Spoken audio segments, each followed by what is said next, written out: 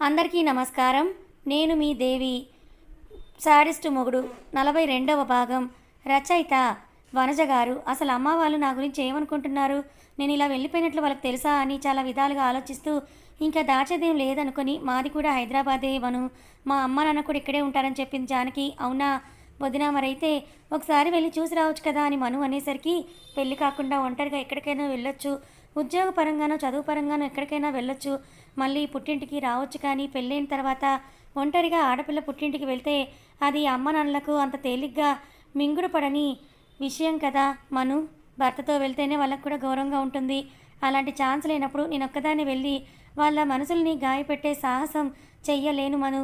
అందుకే అమ్మ వాళ్ళు ఎంత గుర్తొస్తున్నా కూడా నేను అక్కడికి వెళ్లకుండా అలాగే ఉన్నాను అని అంటూ జానకి కాస్త ఎమోషనల్గా మాట్లాడుతూ ఉండేసరికి, అయ్యో వదిన, అనవసరంగా నిన్ను బాధ పెట్టినట్లున్నానే అని మను తన మనసులో అనుకుంటూ ఫీల్ అవుతూ, వదిన సారీ, కమాన్ చిల్, ఇప్పుడు అన్నయ్య నీతో హ్యాపీగానే ఉంటున్నాడు కదా, ఒక 3 months తర్వాత మీకు ఒక బుడ్డోడో బుడ్డదో పుట్టేస్తారు కదా, అప్పుడు మీరు కలిసి అన్నయ్య మీ బేబీ వెళ్తే మీ పేరెంట్స్ కూడా చాలా హ్యాపీగా ఫీల్ అవుతారు కదా, ఇందులో దానికి అంత బాధపడాల్సిన అవసరం ఏముంది చెప్పు అని అంటూ మను జానకిని కూల్ చేసినట్లుగా మాట్లాడుతూ ఉంటే నవ్విస్తూ ఉంది. అది నిజం అవ్వాలని జానకి కూడా కోరుకుంటూ చిన్నగా నవ్వేసింది. వదిన, ఇప్పుడు నీకు బాబు పుట్టాడనుకో, 1 సంవత్సరం అటు ఇటు అయినా నీకు కోడల్నిచ్చేస్తాను, ఒకవేళ కూతురు పుడితే అని ఆలోచిస్తున్నట్టుగా మను ఫేస్ పెట్టేసరికి జానకి మను వైపు చూసింది. నిజానికి ఆమె చెప్పే మాటలు జానకి చెవులకు వెళ్తున్నాయి తప్ప మనసులో మాత్రం సారీ నాన్న, మీరెంత చెప్తున్నా కూడా వినకుండా నేను కూడా తప్పు చేసేసాను. ఆల్రెడీ మీకు అక్క స్వీటీ ఉండటం వల్ల ఒక కూతురు ఇంట్లోనే ఉండిపోయిందని బాధపడుతున్నారు. నేను కూడా వచ్చి మిమ్మల్ని అలా బాధ పెట్టలేకే ఇక్కడే ఉన్నాను అని అనుకుంటూ తన అమ్మ నాన్నల్ని అక్కని స్వీటీని గుర్తు చేసుకుంటూ తన బాధలో తనుంది. జానకి ఎంతటికి జానకి ఏం చెప్పకపోయేసరికి వదిన అని కదుపుతూ, మరి నాకు ఆడపిల్ల పుడితే ఎలా వదిన అని మరోసారి అడిగింది. మానసి, ఏముంది, వాళ్ళ డాడీస్ లాగే వాళ్ళు కూడా ఫ్రెండ్స్ అవుతారు అని చెప్పి కిలకిల నవ్వేసింది మను. జానకి నుంచి ఎటువంటి సమాధానం కూడా రాకపోవడంతో జానకి కూడా నవ్వేస్తూ ఉండేసరికి అంతలోపు రూమ్లోకి వచ్చాడు కశ్యప్. ఏంటి వదినా మరదలు ఇద్దరూ కలిసి బాగా జోక్స్ వేసుకుంటున్నట్టున్నారు అని అంటూ లోపలికి వచ్చాడు. ఎవరి మీద అని కశ్యప్ అడిగేసరికి జానకి మను లేవబోతూ ఉంటే జానకిని కూర్చోమని చెప్పి మనుని జ్యూస్ తెమ్మన్నట్లుగా చెప్పి జానకితో మాటలు కలిపాడు. జానకి, చెప్పన్నయ్యా, ఇప్పుడంతా ఓకే కదరా అని కశ్యప్ అడిగేసరికి జానకి బాధగా కశ్యప్ వంక చూసింది. ఆమె చెంప నిమురుతూ, ఏమైందమ్మా అని ఎంతో ఆప్యాయంగా అడిగాడు. ఇంత నాటకం జరుగుతోందన్నయ్యా నా జీవితంలో, అసలు నాకు అభి వైఖరి ఏమీ అర్థం కావడం లేదన్నయ్యా. ఇన్ని రోజులు దూరంగా ఉన్నా కూడా మనసులు దగ్గరున్నాయనుకున్నాను, కానీ ఇప్పుడు ఒకే ఇంట్లో ఒకే రూమ్లో ఒకే బెడ్ మీద ఉన్నా కూడా రామ్ నాకు కూడా దూరం అవుతాడేమో అనిపిస్తుందన్నయ్య అని కశ్యప్ని పట్టుకొని జానకి ఏడ్చేసరికి ఆమె చుట్టూ చేతులు వేసి, ఏం అవ్వదమ్మా, ఈ జానకి రాముల్ని కలిపే బాధ్యత నాది అని నీకు ఎప్పుడో చెప్పాను కదా, నీకు పెళ్లి కాకముందే చెప్పాను. సో ఆ పని నాకు వదిలేసి నువ్వు నిశ్చింతగా నా మేనల్లుడిని నాకు హెల్తీగా బబ్లీగా ఇచ్చేస్తే వాడి కోసం నేను కూతుర్ని ప్లాన్ చేసుకుంటాను అని అన్నాడు కశ్యప్. కానీ జానకి మనసు సైలెంట్గా ఆమెని ఉండనివ్వకపోవడంతో, అన్నయ్య నిజంగా ఇదంతా జరుగుతుందా అని అంటుంది. అభి ఎందుకలా వియర్డ్గా బిహేవ్ చేస్తున్నాడు అన్నయ్య, నీకేమైనా తెలుసా? అనుమానం కారణంతో ఆత్మాభిమానం మీద దెబ్బ కొట్టాడు. ఇప్పుడు వాళ్ళేదో చెప్పారు, నేను నమ్మాను, బయటకు వెళ్ళేటట్టు మాట్లాడాను అని అంటున్నాడు. అసలు అభి మనసులో ఏముందన్నయ్య అని జానకి అడిగేసరికి, చిన్నప్పటి నుంచి చూస్తున్నా కూడా వాడి క్యారెక్టర్ని అనలైజ్ చేయగలిగాను, కానీ వాడి మైండ్లో ఏం రన్ అవుతుందో తెలుసుకోవడం మనందరి ఊహకు కూడా చాలా కష్టం జానకి. కానీ మొత్తానికైతే వాడు ఏదో దాస్తున్నాడని మాత్రం అర్థమైంది. అవును, ఇంతకీ ఇప్పుడు అభి నిన్ను అజిత్ గురించి ప్రస్తావన తీసుకొచ్చి ఏం అనడం లేదు కదా అని కశ్యప్ అడిగేసరికి లేదన్నట్లుగా తలూపింది జానకి. అయితే మంచిదే కదమ్మా అని కశ్యప్ అనేసరికి, లేదన్నయ్యా, అలా ఊరికే వదిలేయలేను, నా కోసం ఇంత కుట్ర చేసింది ఎవరు, లేని నిందని నా మీద వేసింది ఎవరు, అసలు ఆయనకి అజిత్ మీద నా మీద డౌట్ వచ్చేలాగా చేసింది ఎవరు, నేను తెలుసుకొని తీరాలన్నయ్య. ఈయన నమ్ముతున్నాడన్నంత మాత్రాన నిజం ఏంటో రుజువు చేయకుండా ఉండలేను కదా అన్నయ్య. ఆనాటి సీతనే అయ్యుంటే నిజంగానే నేను అగ్నిలో దూకేదాన్నేమో, కానీ ఈనాటి జానకిని కదన్నయ్య. నిజం నిరూపించి అభి కళ్ళకు కప్పిన ఆ 2 మైకపు పొరలన్నీ కూడా తొలగించేస్తా. నా బిడ్డ ఈ భూమి మీదకి వచ్చేలోపుగానే ఇంకా 3 నెలల టైం ఉంది కాబట్టి ఆ లోపే నేను అభికి నిజాన్ని తెలియపరిచి ఎవరు ఎందుకు ఇలా చేశారో, దీని ముందుండి నడిపించింది ఎవరో, వెనుకుండి పథకాన్ని రచించింది ఎవరో అభికి తెలియచేస్తానన్నయ్యా అని స్థిరంగా చెప్పింది జానకి కన్నీళ్లు తుడుచుకుంటూ. ఇలా ఉండాలి వైఫ్ ఆఫ్ రామ్ అంటే, నీకెప్పుడు తోడుగా అన్నయ్యగా నేనుంటానని కశ్యప్ జానకి భుజం చుట్టూ చెయ్యి వేసేసరికి, మరి నేను మాత్రం లేనా, నేను కూడా మా వదినతో పాటే ఉంటానని మను కూడా వచ్చి జానకి సైడ్ హగ్ చేసుకుంది. జానకి అభి దూరం పెట్టడం అంతులేని బాధని మిగిల్చినా కూడా ఈ కష్టాలు, ఈ అనుమానాలు, ఈ అవమానాలు ఒక కొలికి తీసుకొచ్చి ఈ 2 ప్రాబ్లమ్స్ని సాల్వ్ చేయాలన్నదే ఆమె ధ్యేయం అని మనసులో గట్టిగా అనుకుని భీష్మించుకుంది జానకి. కార్ని ఒక లోన్లీ ప్లేస్లో ఆపాడు అభి. కనుచూపు మేరలో ఏదీ కూడా కనపడడం లేదు. తనకి కావాల్సిన వాళ్ళకి కాల్ చేశాడు, కానీ అటువైపు నుండి నిరాశే ఎదురవ్వడంతో ఫోన్ని పక్క సీట్లో విసిరేసి సీట్లో అసహనంగా వెనక్కి వాలి కూర్చున్నాడు అభి. జుట్టుని వేళ్లతో వెనక్కి జొనుపుకుంటూ ఏం చెయ్యాలి, ఏం చెయ్యాలి, ఏం చెయ్యాలి అని అనుకుంటూ ఒక్కసారిగా గట్టిగా అరిచాడు అభి. ఆ అని అంటూ ఆ గొంతులో కేవలం ఒక్క ఎమోషన్ కాదు, కోపం, బాధ, అసహనం అన్నీ కూడా ఉన్నాయి. అలా సీట్లో ఎంతసేపు వెనక్కి వాలి పడుకున్నాడో అభికే తెలియదు. శర్మగారి ఫోన్ కాల్తో లేచి కాల్ని లిఫ్ట్ చేసి మాట్లాడాడు. చెప్పు శర్మ. సార్, అది మీటింగ్ ఉంది, మీరు కశ్యప్ సార్ ఇద్దరూ లేకపోయేసరికి మీకు కాల్ చేశాను సార్, క్లయింట్స్ వచ్చే టైం అయింది సార్ అని వినయంగా చెప్పాడు ధనుంజయ కాలం నుండి ఉంటున్న మేనేజర్ అయిన శర్మ. ఈయనే మను మావయ్య.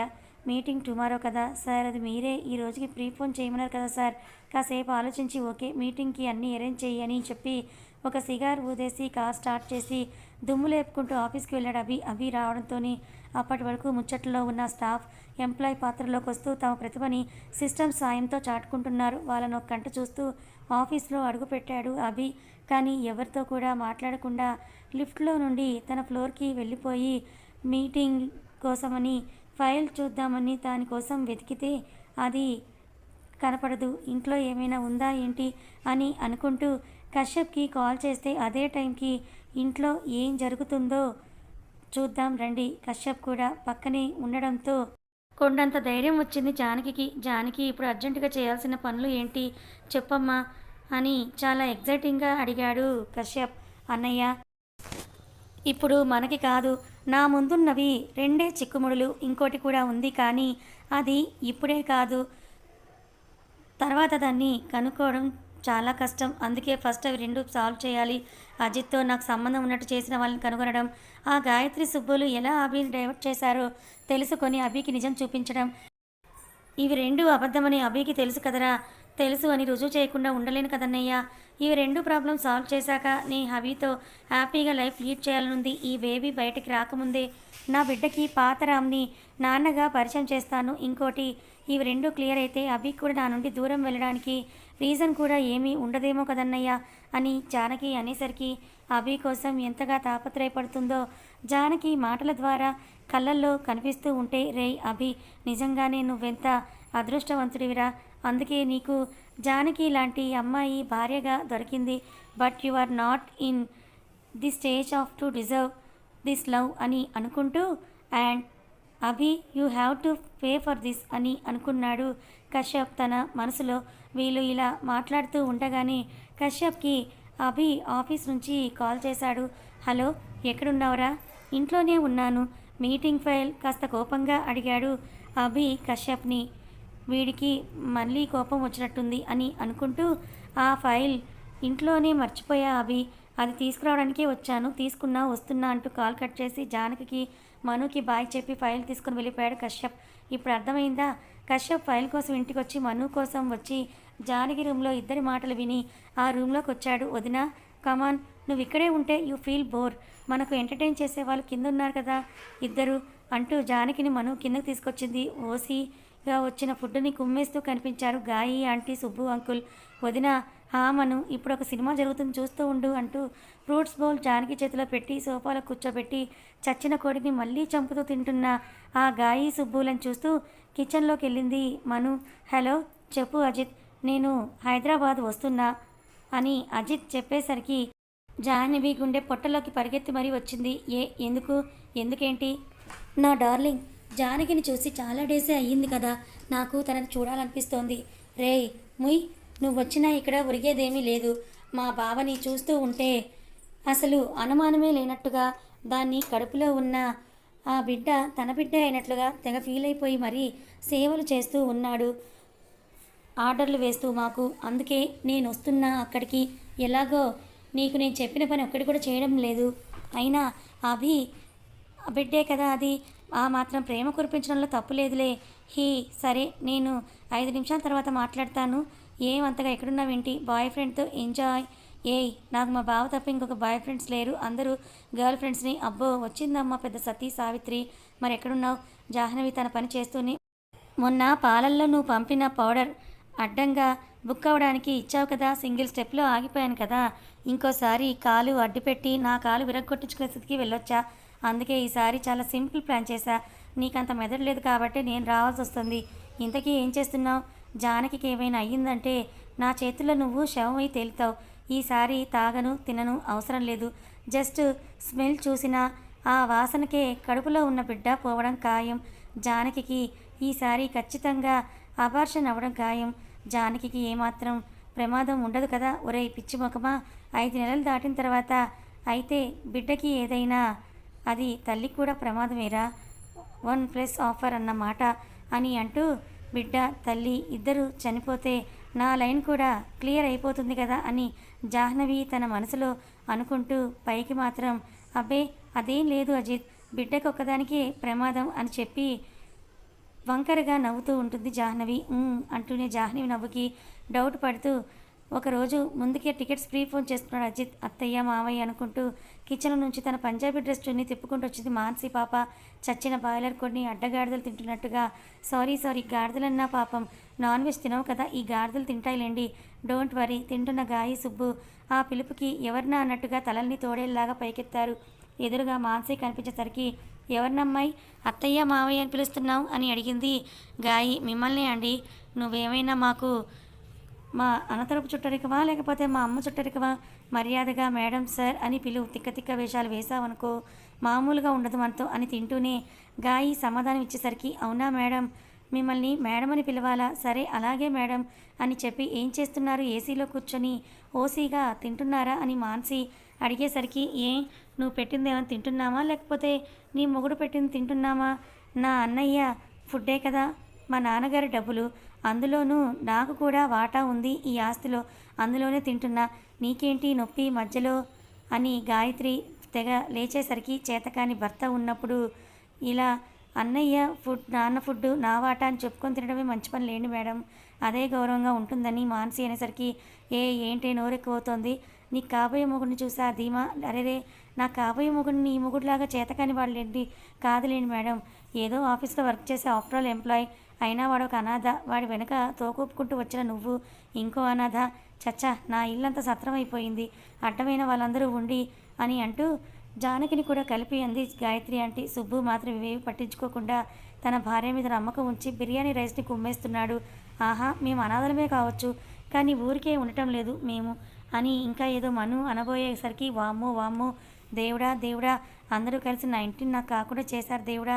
మా అన్నయ్యని, తల్లిలాంటి వదిన్ని కూడా నాకు దూరం చేయకముందే నేను తొందరపడాలని శోకండాలు పెడుతూ రాణి కన్నీళ్లను చీర కొంగుతో తుడుచుకుంటూ ముక్కు చీదుతోంది గాయత్రి.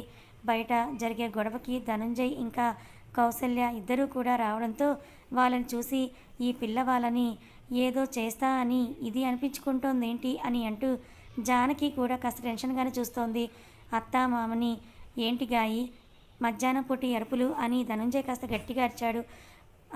నయ్యా అని అంటూ మాటలు రానట్టుగా ఏడుస్తున్నట్టు జీవించేస్తోంది గాయి. మీ అన్నయ్య ఇప్పుడే టాబ్లెట్స్ వేసుకొని కాసేపలా పడుకున్నారు, ఎందుకలా అరిచి డిస్టర్బ్ చేస్తున్నావు గాయ్ అని కౌశల్య కూడా అడిగేసరికి వదిన దీన్ని చూసావు కదా, మేడం మేడం అంటుంటే చక్కగా వరుసకి అత్తయ్య అవుతాను, అలాగే పిలవమని చెప్తే ఏమందో తెలుసా వదిన? ఏమంది విసుగ్గా అడిగింది కౌసల్య. నేను ఎందుకు అత్తయ్య అని పిలవాలి? నువ్వేమైనా నాకు చుట్టానివా పట్టానివా? నాకు కాబోయే ఆయన అభి అన్నయ్యతో పాటు వర్క్ చేస్తున్నాడు. ఆస్తిలో కంపెనీలో సమాన వాటా ఉంది. నేను రిచ్. నేను నిన్ను అత్తయ్య అనడం ఏంటి? నువ్వే నన్ను మేడం అని పిలువని వెక్కిళ్ళ మధ్య చెప్తూ మళ్ళీ గుక్క పెట్టింది గాయి. అంతే అక్కయ్య, అంతే అక్కయ్య అంటూ వంతపాడాడు సుబ్బు అంకుల్ కూడా. కౌసల్య, ధనుంజయ్, మానసిని చూసేసరికి గాయి చెప్పిన దానికి అక్కడ రివర్స్లో జరిగిందని భావించారు. ఆ ఇద్దరు కూడా గాయి మీదున్న అపారమైన నమ్మకంతో, అమ్మ జానకి, నువ్వు ఈ రొంపులో ఎందుకు? కడుపులో బిడ్డకి ఇలాంటివన్నీ వినిపిస్తే బాగోదు. నువ్వు లోపలికెళ్ళి రెస్ట్ తీసుకోమ్మా అని అన్నది కౌసల్య. కథ కొనసాగుతుంది. మరి జానకి అనుకున్నట్టుగా అజిత్, గాయత్రి అలాగే సుబ్బుల బండారం బయట పెడుతుందా? అభి తనని నమ్మటం లేదు, కానీ అయినా సరే నిజం నిరూపించుకుంటాను అంటోంది జానకి. కానీ వీటన్నిటి వెనుక ఉంది ఎవరు? నిజంగా అజిత్, జాహ్నవిలేనా లేక ఇంకెవరైనా ఉన్నారా? తెలుసుకోవాలి అనుకుంటే మన ఛానల్ని సబ్స్క్రైబ్ చేసుకొని ఫాలో అవ్వండి. కథ నచ్చితే లైక్ చేయండి. Thank you so much.